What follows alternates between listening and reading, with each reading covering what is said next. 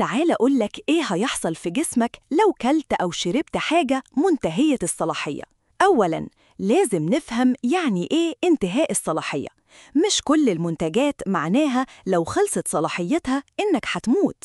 في فرق بين use by يعني بعد التاريخ ده الأكل مش آمن، best before يعني بعد التاريخ ده الطعم أو الجودة تقل بس مش لازم يقتلك.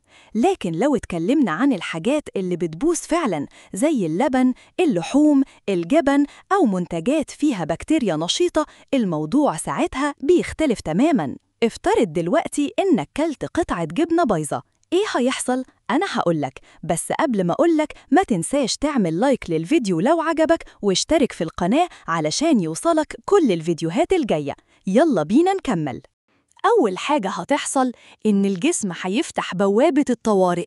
يعني إيه؟ يعني المعدة هتبدأ تفرز أحماض أكتر، زي ما تكون بتقول دخل ضيف تقيل جهزوا الهجوم. بس لو كمية البكتيريا كانت كبيرة أو نوعها قوي، زي مثلاً سالمونيلا أو إيكولاي أو ليستيريا أو حتى بوتيولينم، ساعتها الجسم بيقول مفيش وقت، طلع ده بأي طريقة. فتيجي أعراض زي إيه بقى؟ غثيان، قيء، إسهال، سخونية، ألم بطن، حاجة كده ما أقولكش ربنا يعافينا جميعاً.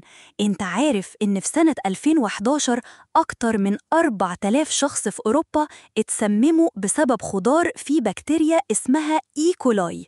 واللي حصل؟ بعض الناس جالهم فشل كلوي وجزء تاني مات.